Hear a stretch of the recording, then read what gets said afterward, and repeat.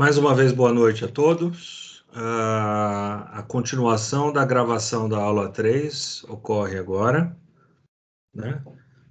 Fizemos em duas etapas aí, dada a importância do conteúdo, e a gente vai falar de alguns assuntos bem delicados agora que podem fazer total diferença aí no entendimento do funcionamento do CLP daqui a algumas aulas, né? Sempre lembrando, essa aula está sendo gravada. Se alguém tem algum problema com essa questão, por favor, se desconecte, porque essa gravação é importante aí para os colegas que estão offline e só vão poder ter a oportunidade de assistir esse conteúdo final de semana, né? É exatamente para esse pessoal que a gente deixa esse conteúdo gravado aqui, tá? Vamos lá. O final da nossa aula passada, nós falamos a questão do bit, do byte e do word, fazendo referência ao bit como a unidade mínima do sistema binário, representado pelos dígitos 0 e 1. O byte é a sequência de dígitos binários que compõem uma informação. Normalmente, esse byte está relacionando a 8 bits, ou seja, ao monitoramento de 8 dispositivos digitais de uma única vez, de uma única leitura. E uma word, o conjunto de 2 bytes, ou seja, de 16 bits de informação, que podem compor aí, no caso, ou seja, 16 bits. Esses 16 bits podem ser 16 dados digitais individuais ou simplesmente uma única leitura analógica. Conforme já comentei com vocês também, essa leitura analógica a gente vai partir do princípio que nós vamos estudar esse quesito mais a fundo no quarto semestre, né? No momento que eu preciso é que vocês tenham um entendimento de como que funciona o CLP de forma binária. Já vai estar de ótimo tamanho se a gente conseguir fazer esse entendimento ainda nesse curso do terceiro módulo. Por que a gente está fazendo essa revisão? Porque o entendimento do processamento do CLP ele está formatado em cima de leituras de bytes completos, leituras de words completas, dependendo da capacidade computacional de cada um dos CLPs, tá? Essa capacidade computacional que eu estou comentando é quantos bits o processador do CLP vai poder trabalhar em um único ciclo de máquina, né? Qual é o tamanho da palavra que esse CLP vai permitir fazer a leitura, fazer um equacionamento e gerar uma resposta. Então, um processador de 8 bits, por exemplo, de 1 byte, ele trabalha em ciclos de 1 byte. Ele faz a leitura de 8 dados digitais, processa essa informação e devolve 8 dados digitais, né? Um processador de 16 bits, ele vai fazer isso com 16 informações digitais, 16 aí zeros e uns, vai fazer uma única leitura num único ciclo de varredura e vai devolver 16 bits. Aí uma palavra, uma dúvida que pode surgir logo de cara é o seguinte: professor, e um processador de 8 bits não consegue processar 16 informações? Não consegue processar 32 informações digitais? E a resposta é: consegue. Só que ele vai fazer esse processamento em múltiplos de 8 bits. Então, se eu tenho uma informação de 32 bits, ele vai processar 8, armazenar o resultado. Processa mais 8, armazena o resultado. Já foi 16. Mais 8, armazena, mais 8, armazena. Ou seja, ao final de 4 ciclos de máquina, ele vai ter processado as 32 informações digitais requisitadas. E um processador de 16 bits? Ele vai pegar uma palavra de 16 e vai processar 16. Pega outra palavra de 16, processa mais 16. Em 2 ciclos de máquina, ele executou toda a informação que a outro processador precisou de 4 ciclos. Tá entendível essa questão? Ou seja, quanto maior o número de bits do processador, maior é o tamanho da palavra que ele consegue fazer o equacionamento em um único ciclo de máquina. Tudo bem, senhores?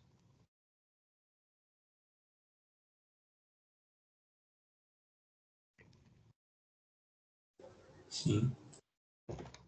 Ok. Entendido isso, a parte do processamento, né?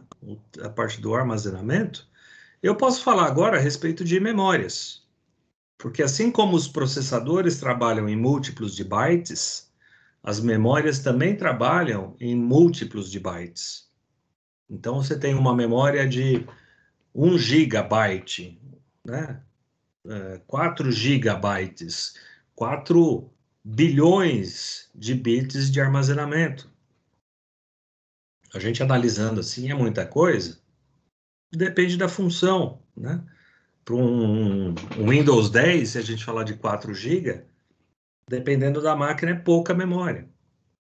Para um CLP, se você falar de 4 GB de armazenamento, nossa, é um programa que controla praticamente uma fábrica inteira. Porque os programas são alocados de forma dedicada. Um CLP não precisa decodificar uma foto de alta resolução como parte de um processo fabril. Já um computador, que era exatamente esse o foco da nossa aula de ontem, várias vezes tem que processar imagens desse tamanho. Né? Por isso que eu digo que a memória RAM ali, no caso, essa memória de trabalho, dependendo do sistema operacional, dependendo da máquina que você estiver trabalhando, é essencial que você tenha e tenha em muito, porque senão a tua máquina pode ficar lenta. Já para o CLP, como ele é um sistema dedicado, é um sistema enxuto, né, ele precisa de muito menos recurso do que se comparado com um computador de ponta hoje. Tá? Então, a nossa introdução da aula de ontem era exatamente para criar essa análise, criar essa distinção de funções e configurações, e é para a gente poder aprofundar exatamente nessa questão do hardware do CLP, que é o nosso objeto de estudo, que é o nosso ponto principal nessas aulas aí que seguirão. Então, pessoal, a qualquer momento, qualquer dúvida, eu estou com o chat aberto, vocês podem estar escrevendo, ou podem estar levantando a mão também, a gente consegue visualizar aqui. Eu trabalho com 2 telas, né? Então dá para a gente monitorar a apresentação e monitorar também a interatividade de vocês aí na sala de reunião. Ok?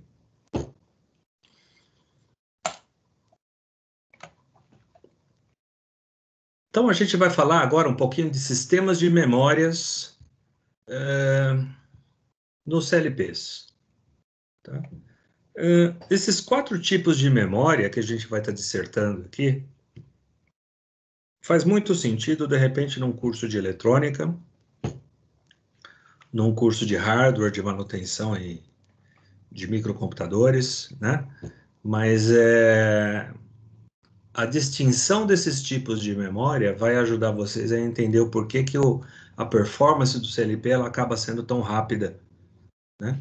Em termos de processamento, em termos de varredura de entradas e saídas. A gente vai falar também num outro momento o que a gente chama de ciclo de varredura. Vocês vão entender, talvez, com um pouquinho mais de detalhamento das memórias, por que o CLP é um equipamento tão rápido e tão importante na área produtiva. Tá? Então, em termos de tipos de memória, e eu abro um pouco mais esse leque, tá? Essas memórias não são utilizadas somente em CLPs, são utilizadas em todo e qualquer dispositivo denominado inteligente. Quando a gente fala de um dispositivo inteligente, é um dispositivo que recebe uma programação e que tem a capacidade de tomar algumas decisões baseado naquilo que está acontecendo com ele, tá? Vamos dar alguns exemplos. Um celular é um dispositivo inteligente? Sim. Ele tem a capacidade de gerar um alarme sonoro quando? Quando ele recebe uma mensagem que é para o destinatário do proprietário, o próprio celular. Então, existe uma inteligência nesse processo. Vamos explorar um pouco mais. Um computador é um dispositivo inteligente?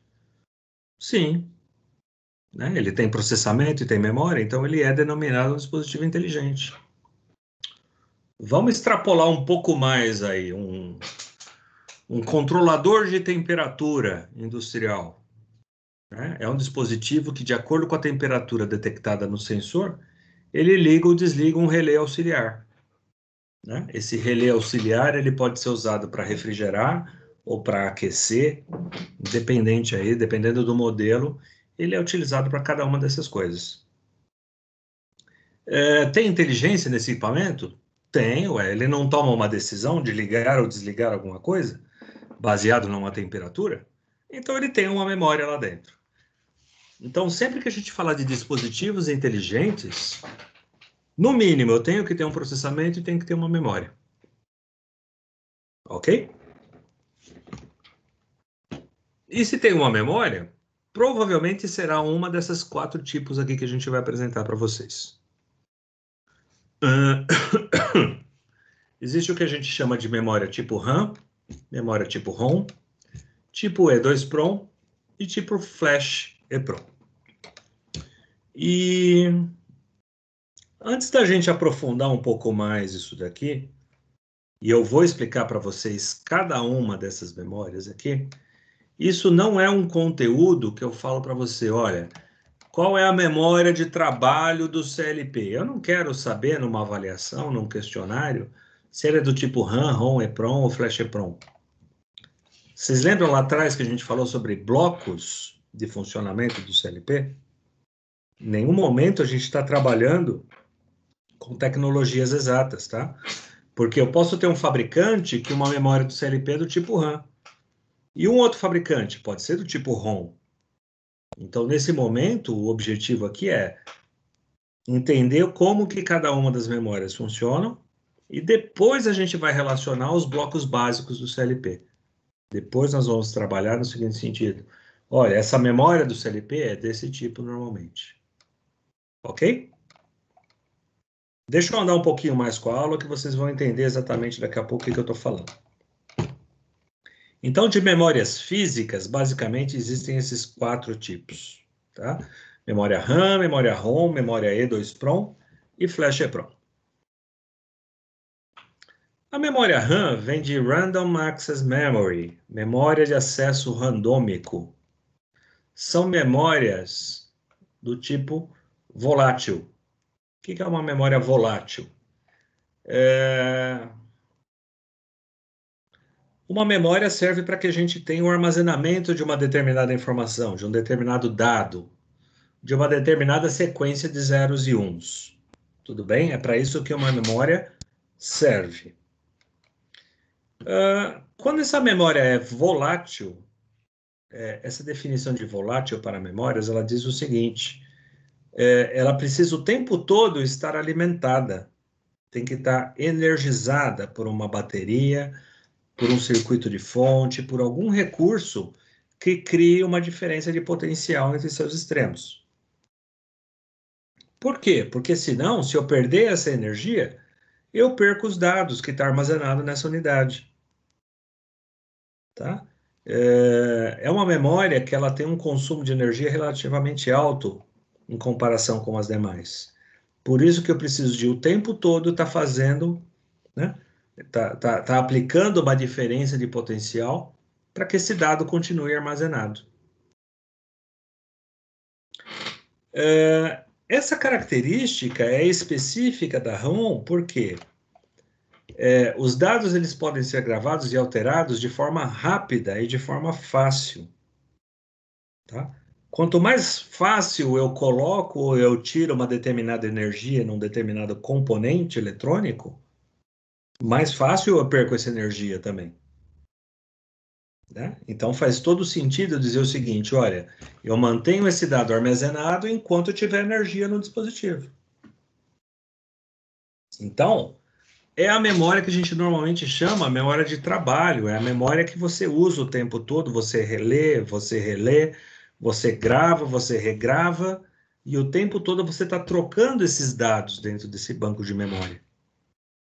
Né? No caso do CLP, essa memória ela acompanha exatamente uma bateria ou um capacitor, que é utilizado para armazenar os dados temporariamente. Então, pensa o seguinte, se eu tenho um controle, num determinado momento, uma informação é verdadeira. Por exemplo, o botão foi pressionado. Onde que eu gravo essa informação de que o botão foi pressionado? Eu gravo numa memória RAM. Por quê? Porque no próximo momento eu tirei aquele dedo daquele botão. Então o CLP não detecta mais que o botão está pressionado. O botão não está mais pressionado. Então eu tenho que trocar o conteúdo desse dado que eu tinha armazenado. Tá? E o qual mais rápido eu troco esses dados, mais rápido é o processamento do CLP. Faz sentido isso para vocês ou não? Memória RAM, memória de trabalho, volátil, depende de energia.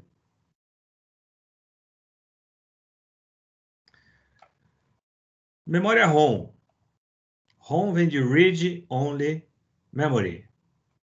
Memórias especialmente projetadas para manter armazenadas as informações que, sob hipótese alguma, poderão ser alteradas. Sobre hipótese alguma, poderão ser alteradas. Onde que isso faz sentido no CLP?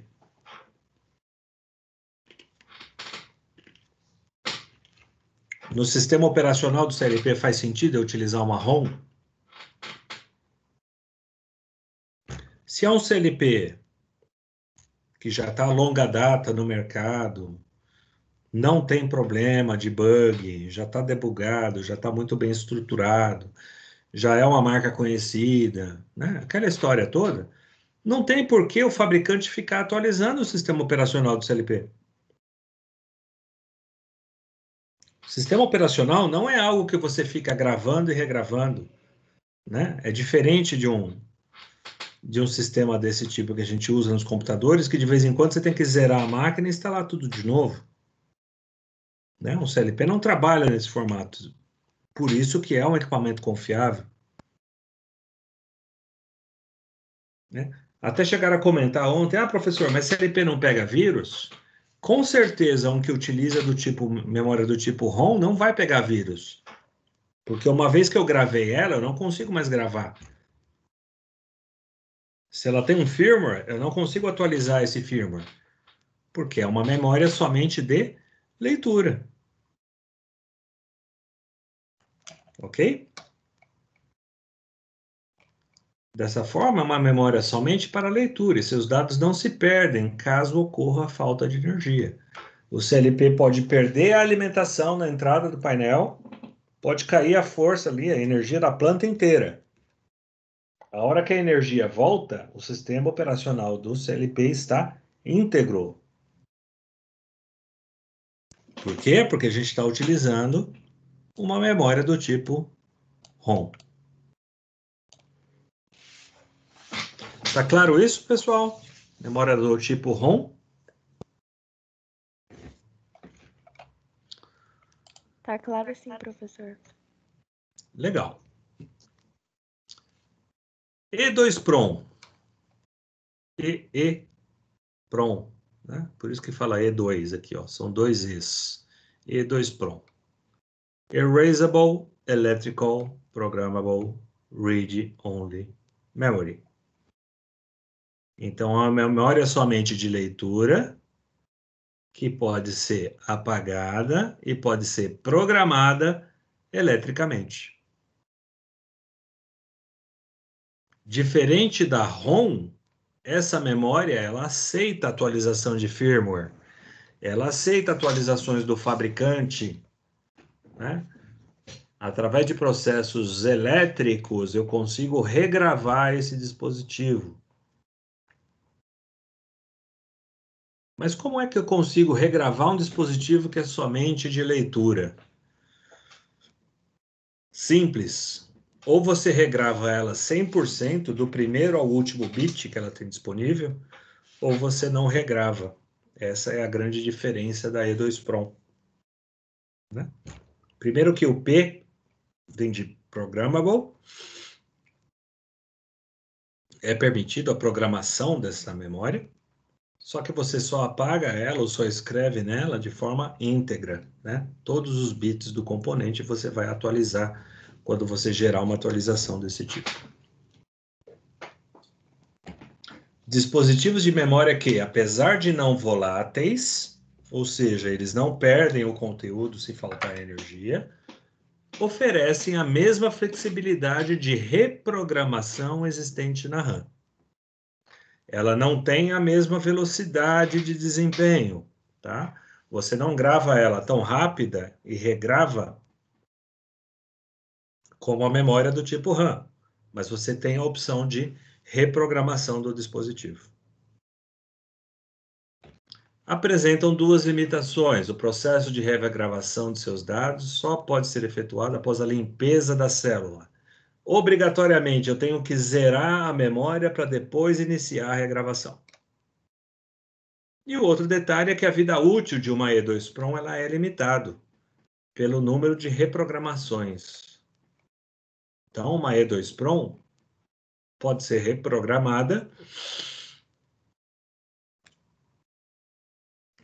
cerca de 10.000 vezes. Então, depois de 10.000 atualizações, você não pode mais reutilizar essa E2PROM.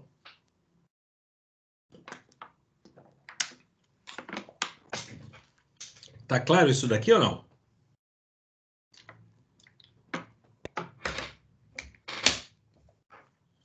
Sim.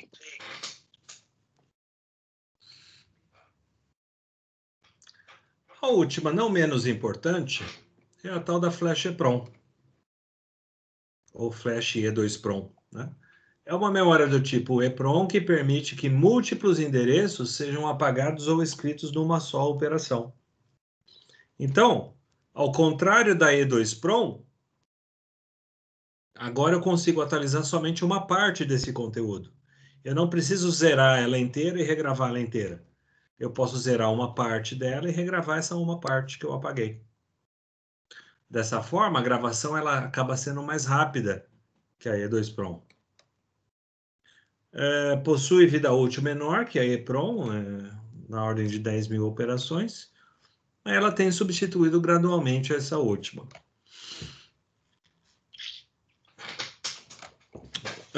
Uma Flash EPROM, basicamente, é a tecnologia que a gente disponibiliza hoje nos pendrives, né? Todo mundo tem um pendrive aí para música, para foto, para programas que você tem que levar de um lado a outro. O que acontece com esse pendrive? Você não faz uma gravação de conteúdo, tira da energia, o conteúdo não fica gravado? Certo? Qual é o tipo de memória que existe nesse pendrive? Boa parte dos pendrives de mercado trabalha com esse tipo de tecnologia, com o tal do Flash E2PROM, né? Você não precisa formatar o pendrive toda vez que você vai regravar conteúdo nele.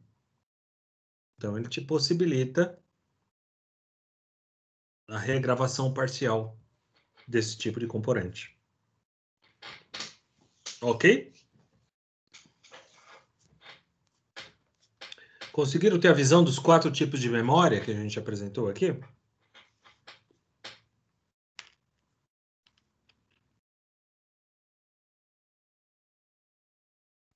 O Carlos faz um questionamento legal aqui, ó. É necessário ficar fazendo backup constantemente da programação do CLP? Não, Carlos. Desde que você tenha sempre o backup atualizado, não existe essa necessidade. O que é um backup atualizado? Uma vez por semana você altera um parâmetro de máquina. Hoje eu vou rodar 10% da velocidade. Amanhã eu vou rodar 50% da velocidade. Depois de amanhã eu vou usar 30% da velocidade. Qual backup que você quer? O de 10, o de 50 ou o de 30? Ok? Apesar do que, se existe essa necessidade de flexibilização de um parâmetro, por exemplo, uma velocidade ajustável, a boa prática define o seguinte: você não faz uma alteração reprogramando o CLP, mas sim você coloca uma interface homem-máquina para que você gere esse parâmetro de velocidade através da interface. Dessa forma, no CLP você tem um programa único e na IHM você vai ter um recurso para poder fazer esse ajuste de set point, que é o que a gente chama, né? Você ajusta o set point através da IHM. Então, nesse segundo modelo de operação, cara, é um pendrive na vida e outro na morte do CLP, né? O que existe de boa prática, na verdade, é o seguinte: de tempos em tempos, você checa a integridade do backup que você tem guardado. Por exemplo, tem muita empresa hoje em dia que ainda mantém o backup da programação do CLP dela num disco magnético. Todo mundo sabe o que é um disco magnético? Provavelmente não. Muitos de vocês aí nasceram posteriormente à extinção do disco magnético, né? O que existia antes do pendrive, pessoal? Disco ótico. O que existia antes do disco ótico do tipo DVD? Disco ótico tipo CD. O que existiu antes do tipo disco ótico tipo CD? O tal do disco magnético, de 1,44 megabytes de armazenamento. Então tem empresa que você vai lá, tá bom, cadê o backup? Eu quero te dar um disquete. O que tu faz com disquete hoje em dia? Não existe mais essa tecnologia. Como é que você vai restaurar esse backup? Então esse backup ele tem que estar salvo numa mídia recuperável hoje em dia, né? Eu tenho que ter uma máquina antiga capaz de fazer a leitura desse disquete e armazenar o programa ali num pendrive, na nuvem hoje em dia, por que não? Né? Através da rede, num notebook de engenharia, numa estação de trabalho de engenharia, é onde tem que estar esses arquivos. E esses arquivos têm que ter um backup seguro. Agora, a checagem do backup tem que ser constante. Quantas vezes eu tenho que fazer um backup no CLP? Cara, cada atualização que você fizer no CLP, em termos de programa, é um backup novo que você tem que fazer, né? Outra boa prática que eu tenho que deixar claro e que se faz necessário. Eu alterei um programa de máquina. Ok. Você salva o programa antigo e salva o programa novo. Por quê? Se esse programa novo der problema, a primeira coisa que o gestor da planta vai falar, vai fazer o seguinte: volta o que estava. Volta o programa que estava, porque o que estava dava problema, mas estava rodando. E agora você me colocou uma atualização que não funciona. Então, vai descobrir o seu problema e volta à atualização antiga. Putz, eu salvei com o mesmo nome e apaguei o backup antigo. Falha gravíssima em procedimentos de backup, tá? Sempre salva a extensão do programa ponto revisão. Rev 01, Rev 02, Rev 55. E faça uma documentação descrevendo exatamente o porquê que surgiu essa revisão. Revisão 3, acontecia um bug no 51º avanço do cilindro mestre. Problema corrigido. Revisão 55, a lâmpada piscava toda vez que o motor da esteira era iniciado. Problema corrigido. Então, esse controle de revisões dos backups que você faz também são muito importantes. Eu mexi no programa na parte da linha de acionamento da esteira. Eu mexi no programa na parte de ajuste da temperatura da injetora.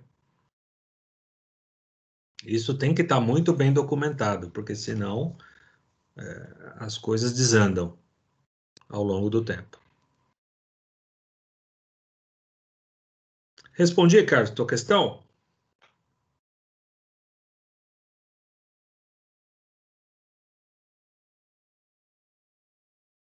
Beleza. Mais algum questionamento que vocês tenham que fazer?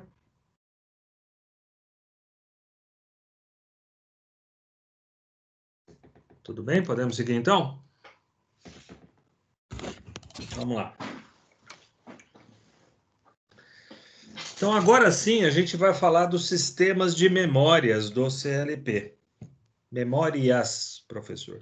Sim, o CLP não tem uma única memória. Existem vários blocos funcionais dentro do que a gente chama lógica de controle, dentro dos blocos de memórias do CLP.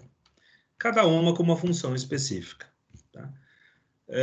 Isso não necessariamente me obriga a dizer que cada um desses blocos está numa tecnologia diferente. Tá, pessoal? Todos esses blocos podem estar em um único componente eletrônico, né? Utilizando endereços, referências distintas. Mas a gente não vai entrar nesse nível de detalhe porque esse curso não tem a pretensão aí de formar técnicos eletrônicos de desenvolvimento de hardware. Ok? O que eu preciso que vocês saibam? Que existe um bloco de memórias dentro do CLP que a gente chama o seguinte, esse bloco ele tem o nome de memória executiva. Ou a gente também costuma ver literaturas por aí chamando esse bloco de programa monitor. Programa que monitora o funcionamento do CLP. Memória executiva ele cuida da execução das atividades do CLP. Por isso que a gente chama de memória executiva ou memória do programa monitor. Esse primeiro bloquinho é responsável pelo funcionamento geral do CLP e pelo gerenciamento de todas as suas atividades. Não pode ser alterado pelo usuário, utiliza memórias do tipo PROM, EPROM e 2PROM, similar ao sistema operacional dos microcomputadores. Tá? Então, onde fica o sistema operacional do CLP? Fica guardado no bloco chamado memória executiva ou memória do programa executor, do programa monitor. O que a gente define por funcionamento geral do CLP? Quando você energiza, vamos imaginar o computador, o celular. Ele não tem aquela telinha de abertura, ele não faz algumas checagens, né? No caso do computador, ele faz a checagem de memória, verifica se tem um HD instalado, fala que o teclado está ok, que o mouse está ok, abre o ambiente gráfico e prepara a máquina para que você use, correto? Tudo isso que está acontecendo faz parte de um sistema de checagem do equipamento. Como é que eu vou funcionar se eu não tenho uma unidade de armazenamento, não tenho um HD com sistema operacional? Então a máquina reclama. Como é que eu vou funcionar se o teclado não está funcionando? Se eu não reconheci um teclado para que o usuário possa digitar as linhas de comando? Como é que eu vou mostrar a imagem se eu não consigo conversar com o meu monitor? Então, existem vários pontos que são checados antes da inicialização da máquina para que você possa utilizar ela. O mesmo acontece com o CLP. Como é que eu vou fazer o acionamento de 32 variáveis digitais se eu só tenho um cartão de saída com 16? Vai dar erro. Como é que eu vou fazer a medição de uma temperatura analógica se eu não tenho um cartão de entrada analógico? Vai dar erro. Então, quem que cuida dessa checagem do funcionamento do CLP? Memória executiva do programa monitor. Pode ser armazenada numa PROM, numa EPROM, numa E2PROM. É essencial que eu saiba isso daqui? Não. É essencial que eu saiba qual é a função da memória executiva no CLP. Tudo bem? Dúvidas nesse primeiro bloco, nessa primeira memória?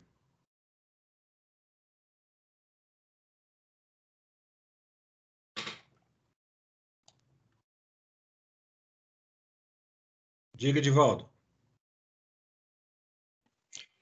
Professor, o senhor comentou referente às memórias RAM, ROM, EPROM e Flash EPROM, ok? Agora o senhor colocou mais uma, essa PROM aí, ela seria qual? Essa primeira que o senhor colocou, as memórias do tipo PROM. A ROM você entendeu o que era, Read Only Memory, ok? A ROM já nasce programada. A PROM, você programa e não apaga mais. Ok? A EPROM é um erasable, ela é apagável. Você pode apagar esse conteúdo que está aqui e programar de novo. Só que essa PROM, você apaga ela através da incidência de raios ultravioletas. É uma tecnologia bem antiga. Existem alguns componentes eletrônicos que tinham uma janelinha de vidro para que você pudesse apagar isso daqui. Eu até tinha alguns componentes desse aqui, mas eu nem sei onde foram parar. Nas aulas a gente mostrava isso daqui pessoalmente, né? Nas aulas presenciais, eu tinha um conjunto desses componentes exatamente para mostrar para vocês o que se tratava, tá? Então, basicamente, tudo isso daqui, ó, são tecnologias muito parecidas. A ROM, ela já nasce programada. A PROM, ela nasce universal e eu programo do jeito que eu preciso. A EPROM, mesmo que eu programar errado, eu ainda consigo apagar ela, mas não eletronicamente. Eu apago ela através de raio ultravioleta. E a E2PROM é aquela que eu apresentei para vocês lá, que eu apago ela eletronicamente. Ok? Ok, professor, obrigado. Mais alguma questão?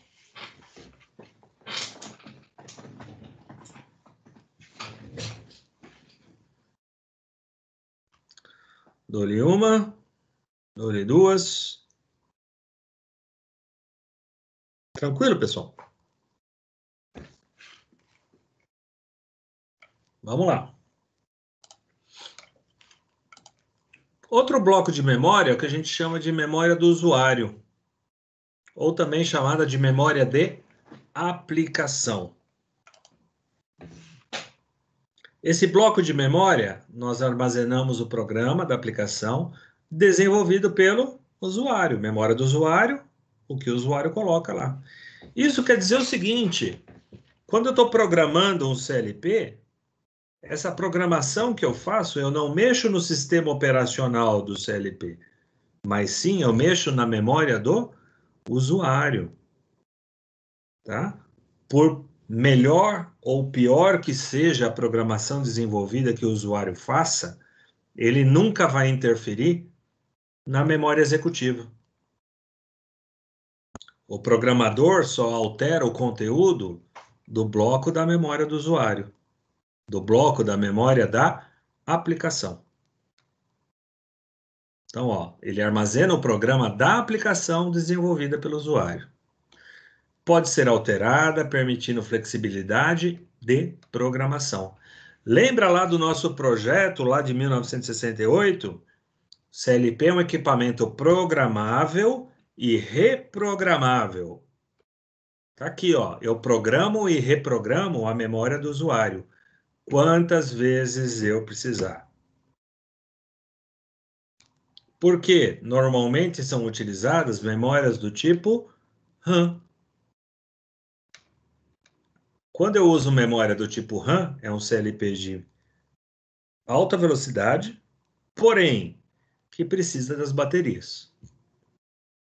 Ah, mas eu posso usar como memória do usuário o E2PROM ou o Flash EPROM, que vocês já viram a tecnologia lá atrás, 2 slides atrás. São memórias um pouco mais lentas, tem limitações de gravações, coisa de 10.000 atualizações, né? Mas são memórias que você pode estar utilizando também para a memória do usuário. E a capacidade desta memória varia bastante de acordo com a marca, com o modelo do CLP, sendo normalmente dimensionada em passos ou linhas de programa, ou também falando em bytes. Então, eu tenho uma memória de 256 megabytes, 256 milhões de bytes. 128 megabytes, 128 milhões de bytes de armazenamento de programa do usuário.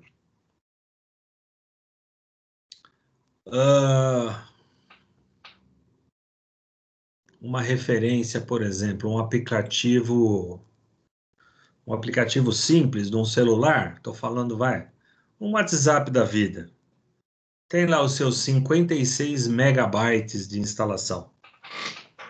56 milhões de bytes de programa num CLP é um programa absurdo de grande.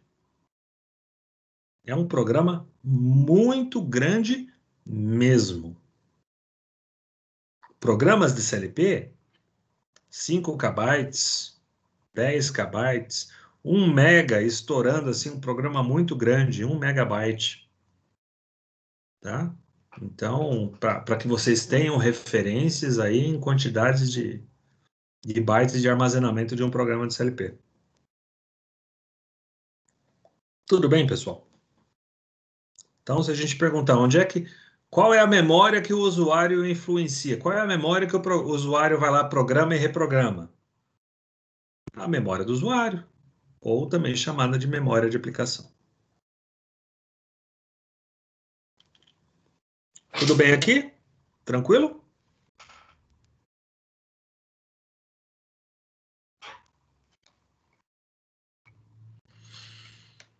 Bom. Memória de dados. Essa é a que é um pouquinho mais complicada da gente explicar para vocês. Por quê? É a região de memória destinada para armazenar os dados do programa do usuário. Quais dados? Os dados de valores de temporizadores, valores de contadores, códigos de erro, senha de acesso, etc. São normalmente partes da memória RAM do CLP. E os dados que vão armazenados nelas são dados que serão consultados e ou alterados durante a execução do programa do usuário. Devido a isto, diz se tratar de uma tabela de valores manipuláveis. Vamos lá, vamos tentar explicar essa situação aqui. Vocês ainda não sabem como isso acontece, mas em algum momento na minha programação do CLP, eu posso precisar definir o seguinte, olha, quando você contar 12 latinhas de refrigerante, você desloca a esteira para a esquerda, para que essas 12 latas sejam embaladas num pack para o mercado. Ok? Vocês conseguem imaginar isso como uma parte de um programa, de uma esteira produtiva? Selecionar latas em lotes de 12 unidades. 12 unidades para a esquerda, 12 para a direita. 12 para a esquerda, 12 para a direita. E o tempo todo eu estou pegando essas 12 latas e fazendo um empacotamento. Ok? É algo digerível para vocês nesse momento? Tranquilo, professor. Ok. Em algum momento eu tenho que fazer essa programação na memória do usuário, correto? Não é onde o usuário entra com a rotina que ele quer que o CLP execute, né? O descritivo de funcionamento foi traduzido numa linguagem que o CLP entenda. Uma das referências está lá, 12 latas. Quando eu estou mandando esse programa do terminal de programação para o CLP, a memória executiva está o tempo todo conferindo linha a linha do meu programa do usuário. Ah, essa linha não vai dar problema, ok. Essa linha não vai dar problema, ok. Ele está fazendo um cheque de erros ou de funcionamento desse programa do usuário. O tempo todo a memória executiva está trabalhando, está conferindo se aquelas informações que ela está recebendo estão de acordo com o que ela pode fazer. E aí ela chega exatamente naquela linha onde você definiu um valor de uma constante, 12 latas. O que a memória executiva faz? Olha, esse número 12, a programação vai ser usada, vai ser consultada constantemente ao longo do funcionamento. Esse valor 12 eu vou armazenar num lugar chamado memória de dados. Numa outra etapa do programa está lá definido que um processo de cozimento tem que durar 25 minutos. Esses 25 minutos a memória do usuário a memória executiva arranca da memória do usuário e coloca na memória de dados. Por quê? Porque constantemente ele vai estar verificando esses 25 minutos. Então, em resumo, o que fica na memória de dados? Aqueles dados que serão consultados várias vezes ao longo do processo. É isso que a gente chama de uma tabela de valores manipuláveis. Esse tempo ele pode ser dinâmico. Ora eu vou trabalhar com 12 minutos, ora eu vou trabalhar com 10 minutos, ora eu vou trabalhar com 25. Então, como esse tempo ele é dinâmico, o sistema entende que é o seguinte, é mais fácil eu colocar numa tabelinha e sempre que o fulano de tal me perguntar a constante, eu disponibilizo a constante atualizada. Esses dados não fazem parte da memória executiva e fazem parte da operação da memória do usuário. Mas eu não fico gravando esses 12 o tempo todo. A constante 12 está lá. Eu não fico gravando, por exemplo, senha o tempo todo. Não, a senha é o momento que eu vou consultar de vez em quando. Se o usuário tem a senha para reprogramar, está autorizado.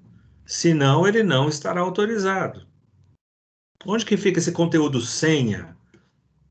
No banco de dados da memória de dados. Quem que escreve na memória de dados? A memória executiva. É a memória executiva que seleciona partes do programa do usuário e aloca na tal da memória de dados. Tá claro isso? Essa é a mais difícil de ser explicada, é a mais complicada para vocês entenderem, porque ainda vocês não viram a programação. Dúvidas?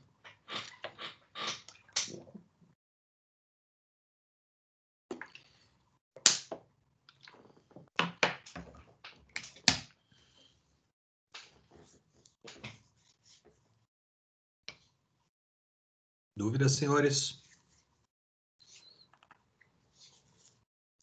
Tranquilo, professor. De boa?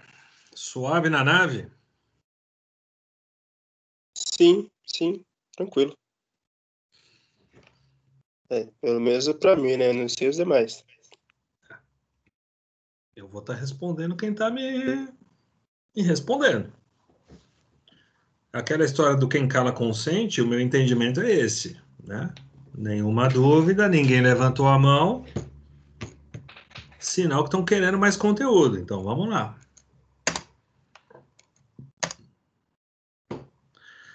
Quarto bloco de memória.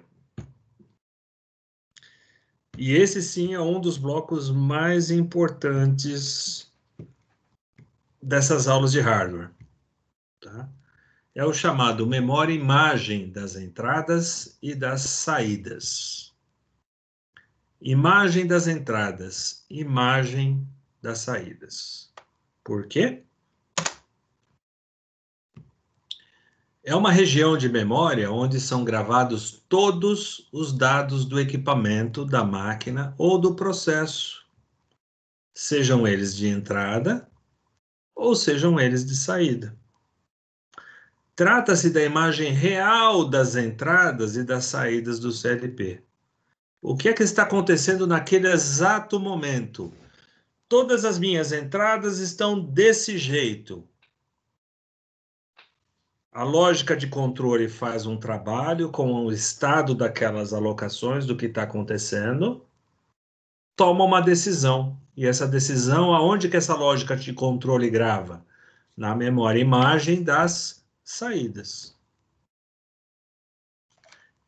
É uma espécie de tabela onde a CPU vai obter informações das entradas e das saídas para tomar as decisões durante o processamento do programa do usuário.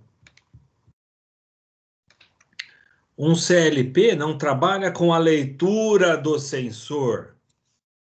O sensor informa a memória imagem da entrada o estado dele atual.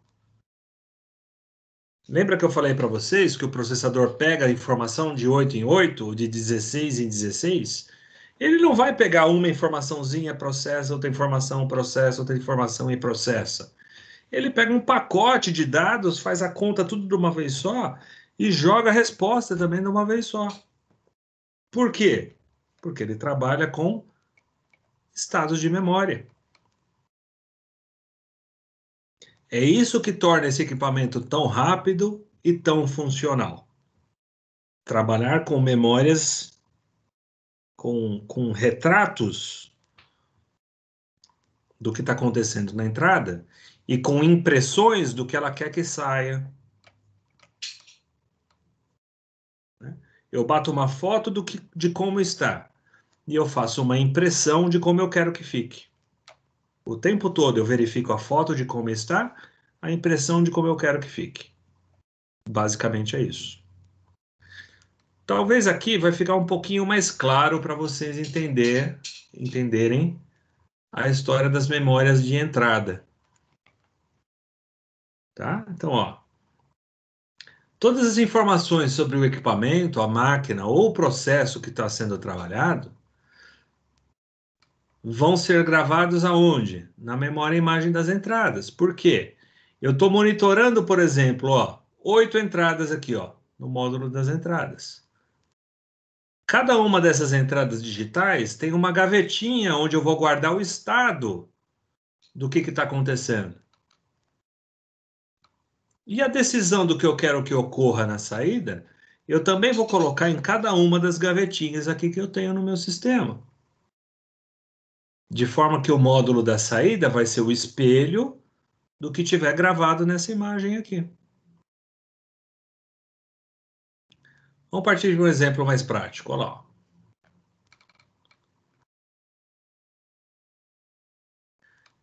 Gravei uma informação na terceira entrada do CLP. Se a terceira entrada estiver ligada, o que eu vou guardar nessa janelinha do E3 aqui? Nível lógico 1. E se estiver desligada, o que eu vou gravar nessa janelinha? Nível lógico 0. Dependendo do estado dessa memória, o programa do usuário vai fazer uma análise, vai fazer uma interpretação e vai tomar uma decisão. Nesse meu programa, a decisão ela é escrita onde? Ó, na saída 5. Dependendo do que acontece na entrada 3, eu ligo ou desligo a saída 5. E uma vez que eu liguei a saída 5, vai ligar no módulo de saída. Ou, uma vez que eu desliguei a memória da saída 5, vai desligar a saída 5 no módulo de saída. E o tempo todo o CLP fica fazendo isso. Lendo o que acontece nas entradas, analisando o programa, escrevendo a saída. Esse é o grande segredo, essa é a grande máxima de funcionamento do CLP. Então, se eu entendo como funciona esse sistema de memória, eu entendo como que um CLP trabalha.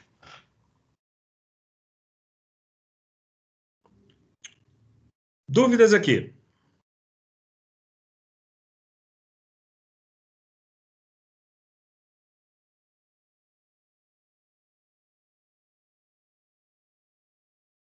Silêncio absoluto. Esse silêncio, vocês não sabem o quanto me assusta esse silêncio. Não dúvida, professor.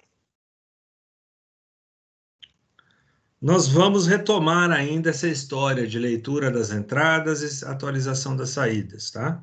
Isso é só uma degustação para vocês entenderem o funcionamento da memória e imagem da entrada e da memória e imagem da saída.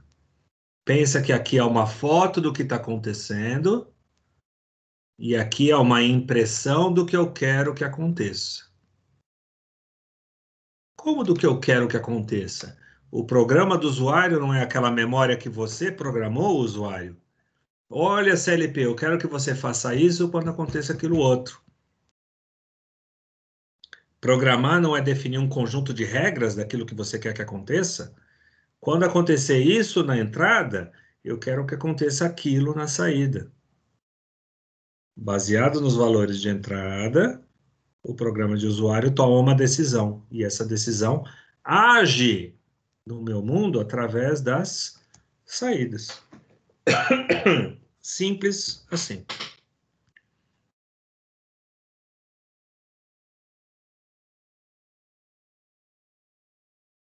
Com isso,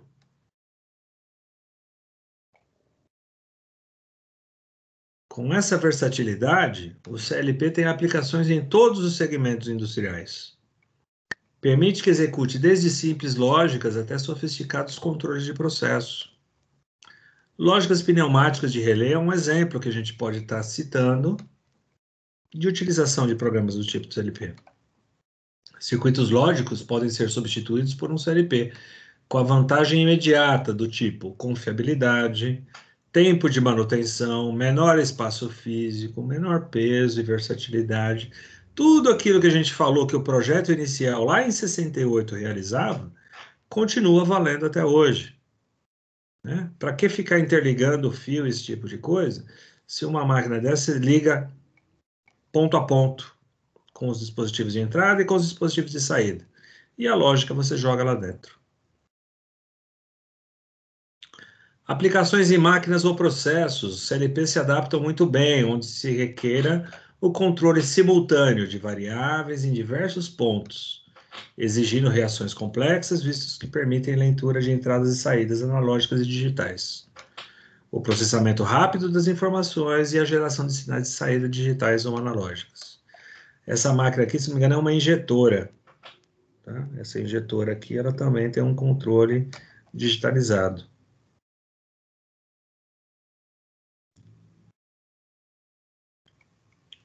Dessa forma, o PLC pode fazer leitura de indicadores de pesagem, de sistemas de monitoramento de nível, células de carga, balanças, tudo isso interligando a sistemas de supervisão. Né? E essa interligação possibilita aquilo que a gente chama de sistema de supervisão e controle. O que é um sistema de supervisão e controle? Né? Através de um ambiente gráfico, de uma interface do tipo PC, né, de um monitor, uma tela gráfica, eu posso fazer desenhos de como está a minha planta distribuída e de cada ponto de medição daquilo que está acontecendo. Né? Lembra que eu falei para vocês? Cada ferramenta tem a sua utilização dentro do chão de fábrica. Né? Tá aqui, ó, o uso do PC em produção é para que a gente tenha esse nível de detalhamento. Eu posso verificar nível de silo, se o motor está funcionando, se está desligado, se a válvula está aberta ou está fechada, esteira de deslocamento está aberta ou está fechado, temperatura de fornos, né? Eu posso dividir célula de produção 1, célula de produção 2, célula de produção 3, monitorar alarmes que eu pré-defini na minha tela, né? Um operador comum, bem treinado, não precisa saber de CLP, não precisa saber de processo. Ele tem que olhar uma tela dessa e ver o seguinte, olha, acendeu vermelho em algum lugar, chama a manutenção e acusa, né, e informa onde que está acendendo vermelho para que esse cara da manutenção saiba corrigir o problema. Essa é a função do sistema de supervisão, tá? Supervisionar uma planta fabril. Onde mais a gente aplica o CLP? Né? Aqui existe um ponto interessante que a gente tem que discutir. Né? É o CLP que controla o robô? Não. É o CLP que define o seguinte, robô, pegue a peça. Robô, me entrega a peça. O CLP define a sincronia com que as operações ocorrem. Então, eu deixo para que o robô controle, né, através de comandos básicos, pegue a peça, entregue a peça, é responsabilidade do robô fazer a coleta da peça e fazer a entrega da peça. Eu descentralizo as obrigações da planta industrial. Eu gero comando 01, eu sei que é para pegar a peça. Comando 02, eu sei que é para entregar a peça. Comando 03, eu sei que é para ir para o modo manual. Né? É o teste de parametrização que a gente usa no robô, set point, esse tipo de coisa. Então, cada codificação que eu utilizo é para uma coisa. Então, o robô conversa com o CLP, mas não é um CLP que controla o funcionamento do robô propriamente dito, tá?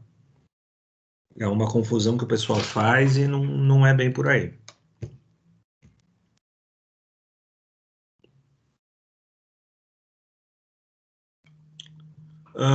Quando a gente fala de conexão de CLPs com um PC, né, com um computador, é exatamente nesse nível aqui, ó, tá? Os 3 níveis, né, da hierarquia que a gente define, da hierarquia de automação e controle, são esses. O nível estratégico, onde eu tenho um gerente de produção coordenando tudo. Nível tático, gerência de processo, onde a gente faz com que as coisas realmente ocorram no chão de fábrica. E o nível operacional, que é o chão de fábrica propriamente dito. O CLP vai caber no nível chão de fábrica e no nível tático e nível de processo, tá? Onde eu posso ter CLPs controlando outros CLPs, né? CLPs de grande porte, descentralizando CLPs de menor porte.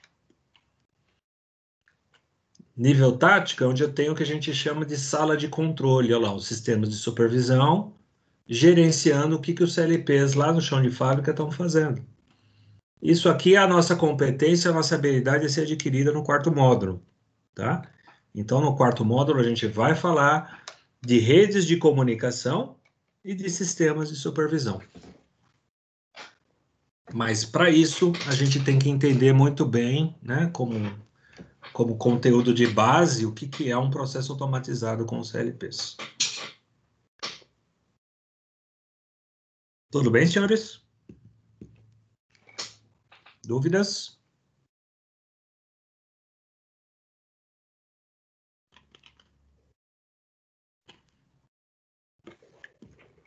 Tranquilo? Tranquilo, professor.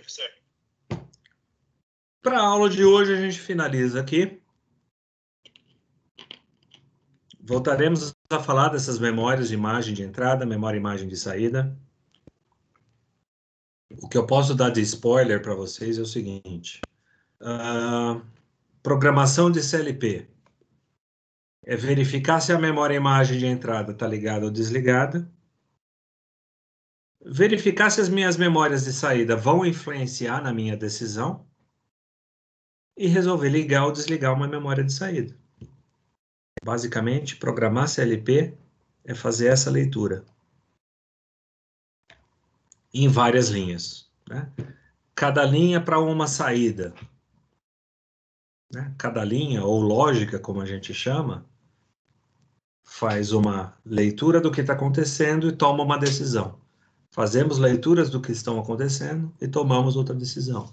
E assim por diante, tá? Programar CLP é fazer isso. Analisar endereços de memória e imagem de entrada, memória e imagem de saída e variáveis internas de processo. Tudo bem?